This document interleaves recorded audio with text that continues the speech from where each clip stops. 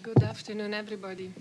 It's a great honor to be here, and of course I'm extremely moved by the stories that happen to your community, to your brothers and sisters, because they are real, and to see in front of me real people and real story it really gives me courage to try to do something. And one of ways of helping you is to help you understand your rights, because you have rights. All of us, we have rights.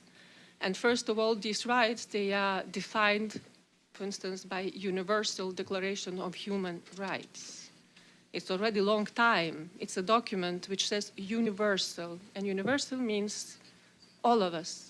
Every human being has a freedom of belief, or even in a more large sense, freedom of consciousness. I have a right to be atheist. I have a right to believe in God. It's my right, and it must be protected.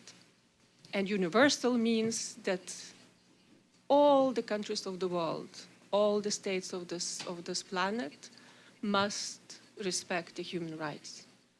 And the situation that we find us right now shows clearly that you were prohibited to have this right, to exercise this right. So, and my wish today, it will be perhaps a little bit complicated, but my wish today is to help you give the definitions in the international documents, international law, that is all the countries they must follow, to understand and to remember definitions. And these definitions are your rights. And in those definitions is said everything. So, and the first definition that I want to show you is, as you see in the first paragraph, that Universal Declaration of Human Rights, Article 14, says that everyone has the right to seek and to enjoy in other countries asylum from persecution. It's very important for you to remember that. And every time that somebody is trying to deny you this right, you should keep in mind, you have the right. It's written in Universal Declaration of Human Rights that everyone has the right to seek and to enjoy in other countries asylum from persecution.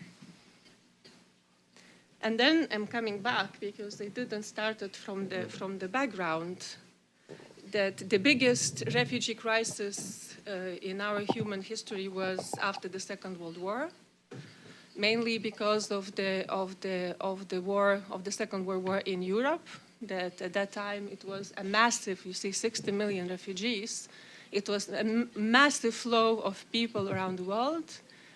And to manage that crisis, it was created a convention relating to the status of refugees. It was in 1951.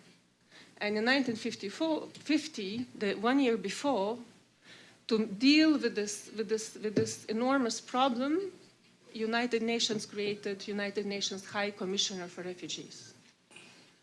And to this very day, this institution still exists. And the actual Secretary General of the United Nations, Guterres, for many years, he was the High Commissioner for Refugees. So he knows the plight, and he knows all the struggles that refugees are meeting around the world. But as the Convention of 51 was created mainly to deal with the refugee flows from Europe, and later this problem was solved, but everybody saw that the problem of refugees is not ended, that there are different reasons why people they're traveling. There are different reasons why the people they seek the asylum abroad.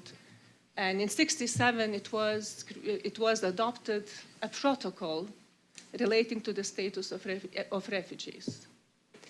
And for your information, it's very important information for you, that both China and the Republic of Korea, they are signatories and of these two essential documents, which means that if a state signs and ratifies an international document, they abide by the requirements of these documents.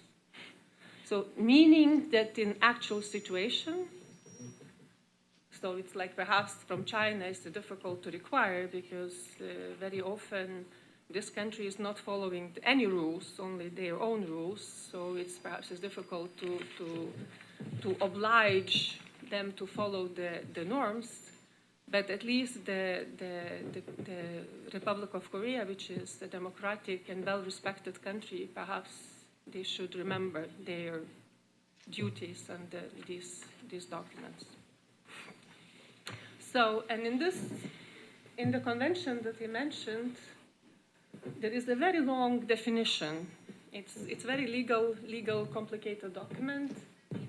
So, which says that any person, owing to well-founded fear of being persecuted, for reasons of race, religion, nationality, or political opinion, is outside the country of his nationality and is unable, or owing to such fear or for reasons other than personal convenience, is unwilling to avail himself of the persecution of that country, or for reasons other than personal convenience, is unwilling to return to it. It's very complicated, and to translate that in a more human way of saying the same thing is to say that a refugee is a person who is outside of its own country's territory only for fear of persecution on protected grounds, meaning that somebody who would like to stay in his own country, but there is a real persecution possibilities, the person is seeking the protection outside. And these protected grounds include race, caste, nationality, religion, political opinions, and membership and or participation in any particular social group or social activities. You see that the grounds for which the refugee status can be grounded is very large.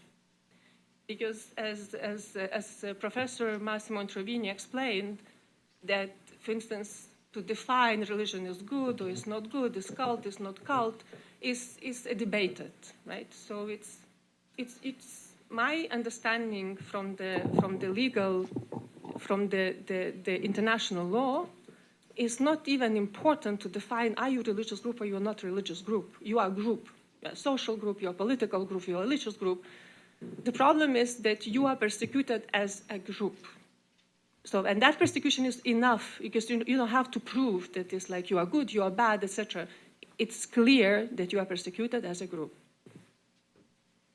And that is very important for you to remember. And another thing which is crucial for you to remember, and in the case of a lady who made a testimony, that international law,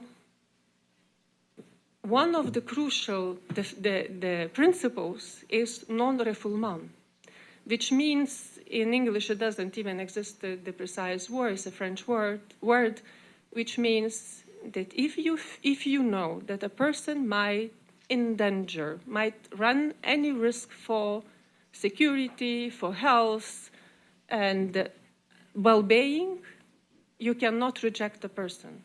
Because the story that you shared with us, it shows that you clearly know, you have facts already, that if you go back to China, you will be arrested, and we don't know what will happen to you.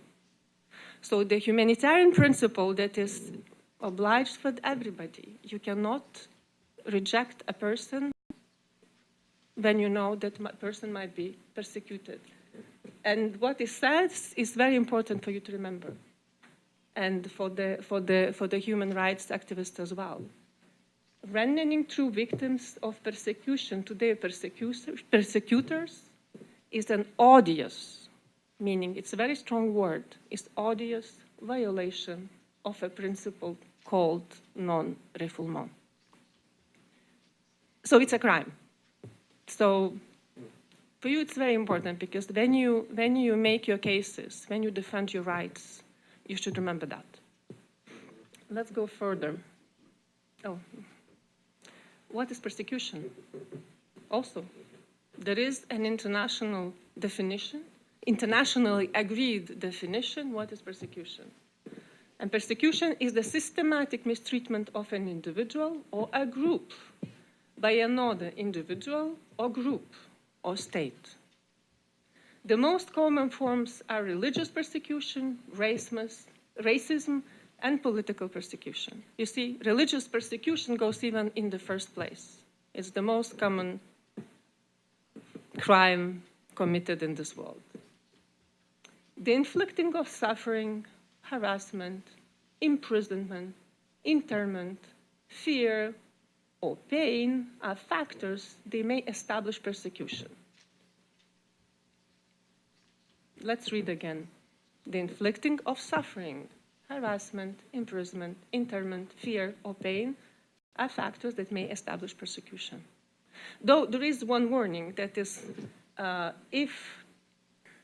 but not all suffering will necessarily establish persecution, because persecution is very conscious, intentional deed. It's not something that just like person did something and another person is suffering is persecution. Persecution is very systematic, very intentional, and having a clear goal to achieve certain things, then is persecution. So I believe you identify your cases in that, because it's a systematic. It's not something that happened somewhere. Somebody assaulted me on the street and I say I'm persecuted because I'm Lithuanian. I cannot say it, right? But when it's systematic, it's already, it shows. It has the signs of persecution. Though the suffering experience by the victim is sufficiently severe. And the problem is the threshold of severity, though, has been a source of much debate. But it really doesn't apply to your case, because here, this reservation is in the cases we shall call or we shall not call the cases, in fact, for the war crimes or crimes against humanity, because those are the highest level of persecution and the crime. And you see that in the actual world, for instance, what is happening, let's say in Syria or in Iraq, is here we are talking very often about the war crimes, so it's much higher. But you don't need it's not your case. I'm just showing you the scope of different of various scenarios. So, but the problem is that, not problem, but the fact is that in your case, is clearly there is a persecution. So for you, it's to collect enough of evidence and to present them in a compiled version. So, and then another is even higher evil is the torture, because the persecution might be still a social persecution, discrimination, denial of your social rights. So it might be mild version of persecution, but the higher is torture. And what you said in both of your cases is clearly is a torture. It's the higher level of the crime. So then, as you see the definition, because I'm insisting on definitions, is that torture is the act of deliberately inflicting physical or psychological pain in order to fulfill some desire of the torturer or to compel some action from the victim. Torture, by definition, is a knowing and intentional act, as a persecution as well. Deeds which unknowingly or negligently inflict pain without a specific intent to do so are not typically considered torture. And it's to show you that in your case, it's clearly a torture. It's not just like simple pleasure to inflict the pain to you. Torture can be carried out or sanctioned by individuals, groups, and states. And you see in the second part, you see very important aspects that they are applicable for you. Reasons for torture may include punishment, revenge, Political education, I believe, is very much applicable to your case. Deterrence, coercion of the victim or a third party, interrogation to extract information, or a confession, irrespective of whether it is false. So, very important is just to remember that torture is prohibited. It's against international law. Any state is not allowed to exercise torture. And of course, it's a serious violation of human rights. And as the international law, international community has 1987 United Nations Convention Against Torture and Other Cruel, Inhuman, or Degrading Treatment or Punishment. And this convention has been signed and ratified by China in 1808 and by Korea in 1995.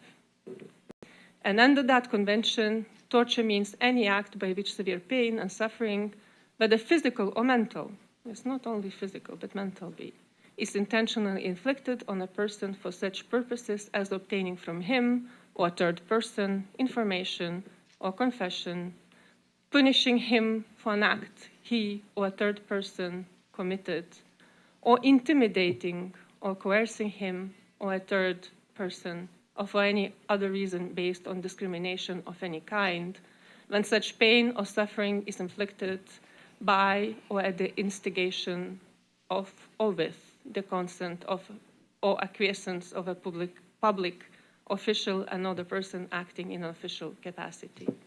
It does not include pain or suffering arising only from, inherent in, or incidental to lawful sanctions, which is not applicable in your case. So, and another element which is very important for you to remember: do not return victims to persecutors.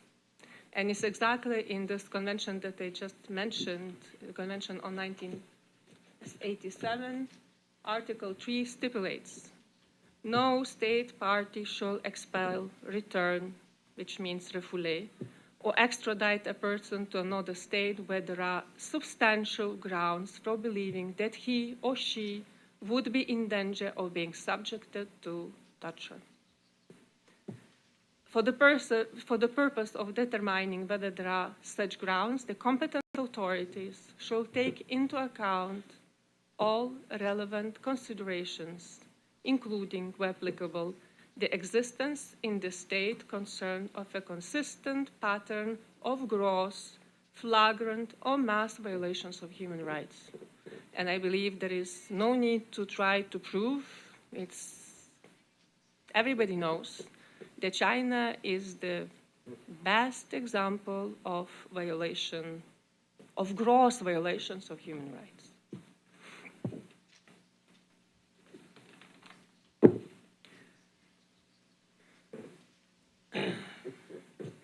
Religious persecution is a systematic mistreatment of individual or group due to their religious affiliation.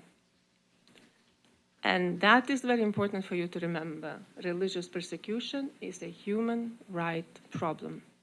It's not about religion. It's not about your belief, what you don't believe. It's about your human rights.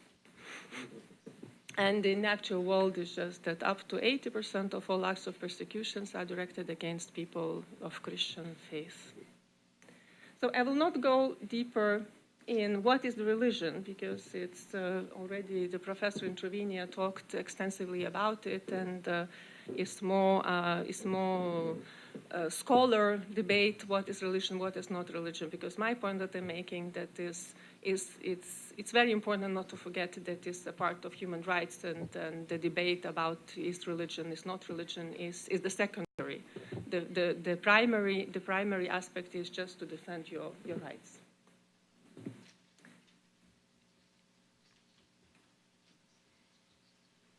So, and It is sometimes when there is a question, when there is a specific cases, should a specific group or members of the specific group, should they be given or should be they granted the refugee status? In some cases, sometimes there are debates in some countries that you should prove that you are religious enough, or that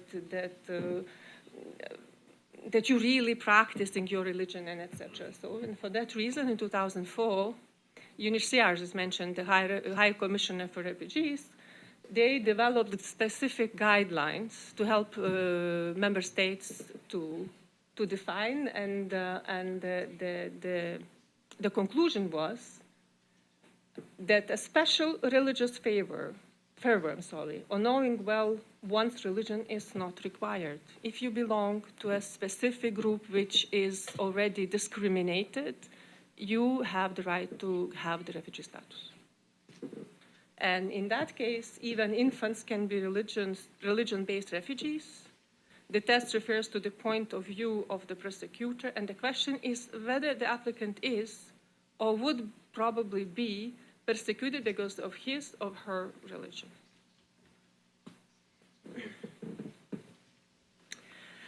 Not everything is very easy, because there are a lot of people who try to obtain the refugee status. And a lot when you now, I believe recently, like year or 2 years, the media was even, now it's a little bit less, but at some point all of us were bombarded by the terrible news how the poor refugees, they tried to knock the doors of European Union. Of course, you saw it. And the terrible Europeans, they are not opening their doors, and etc. So it's not entirely true, the messages that we were getting. For some reason, media was playing the game that just trying to use the Syrian crisis, and remember the boy who was found on the shore, dead, saying that he was Syrian, so etc. But the problem is that in reality, this massive going of people to Europe, these scary images, the reality is, and it's very politically it's very difficult to say, it's becoming more and more acceptable, but for a while it was very politically incorrect to say that most of these people, they have nothing to do with refugees. They are simple economical migrants from many countries around the Mediterranean Sea. But they were playing in front of the cameras. They're playing the poor Syrian refugees and playing the card of the refugees. So it's now, in particular, Europe is overflowed by. It's not already thousands. We can already say millions of people who claim to have rights to the refugee status, and they don't. So for the states, it's a very difficult job, is to really to go into every single case and to define. So it's a long job.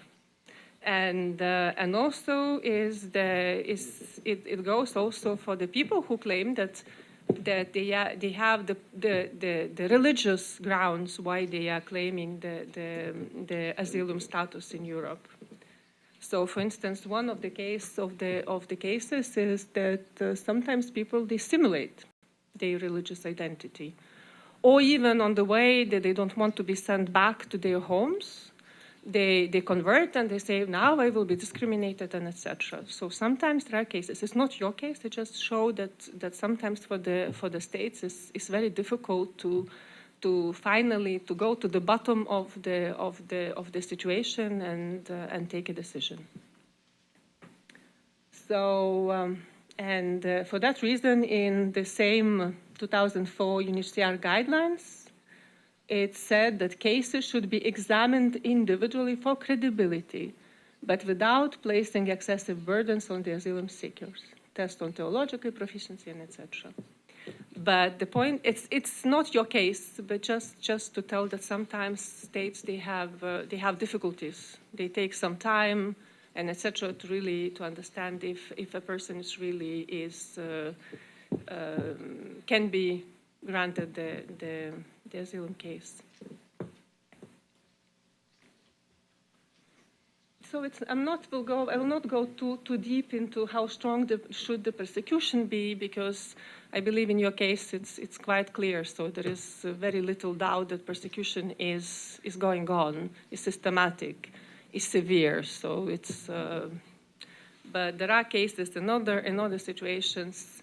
Only that the good thing is that in Europe we have European Court of Justice. So and the victims who were discriminated to be granted the refugee status, they can put the plaint and they can have the reparations, and the decision might be changed. So the same goes for discrimination, because, for instance, it's like the specific case in 2013. It was about the Egyptian Copts.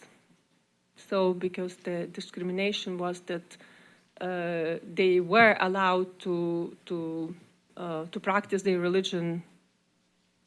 So they have discrimination. It's not. They have just discriminated. It's not anymore true right now, because it's more complicated. Became more complicated. But a certain time, some years before, they were discriminated because they were Copts, and they cannot really freely practice their religion. So that the most often is that, as also Professor Trevino already talked quite extensively, and will not repeat that, is that very often that what is really like interfering is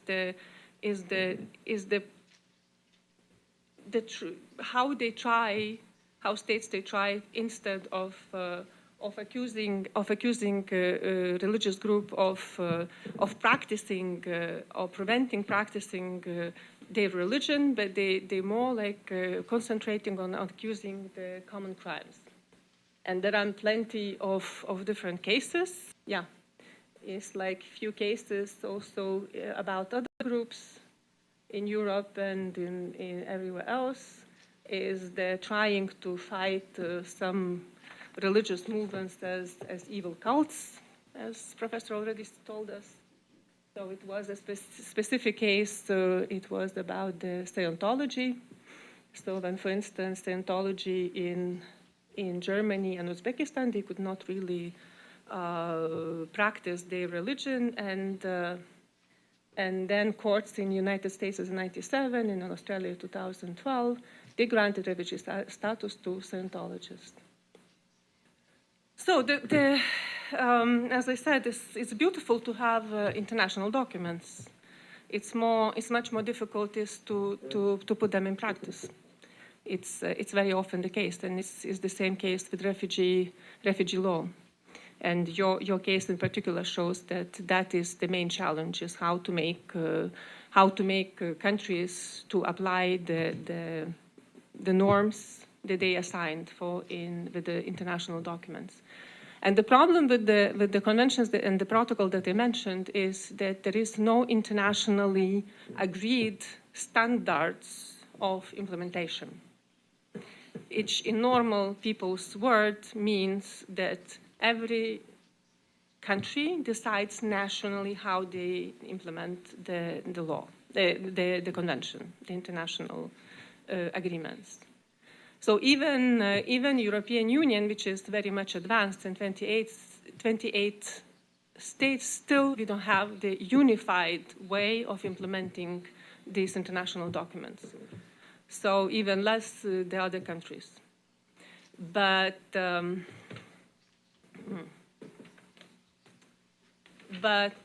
good way is that when some countries, they are very concerned about their reputation. So normally if they are presented with the good arguments, they very often they accept. The most important is to really present them with the good arguments, with the well-based case. So unfortunately, because we should expect, and I myself would have expected more, that the High Commissioner for Refugees, because normally this office is in every country around the world. So it should be your ally in trying to help you. But in fact, they don't have this authority of enforcement. So you can try to get the good advice from them and good guidance, but they are not really the policemen of the implementation of the convention. And another level that they didn't put in my slide, it would be also to work with the human rights lawyers, because there are such a category of people who defend the rights of people, and they know the ways how to function in this complicated world. Thank you so much. Thank you.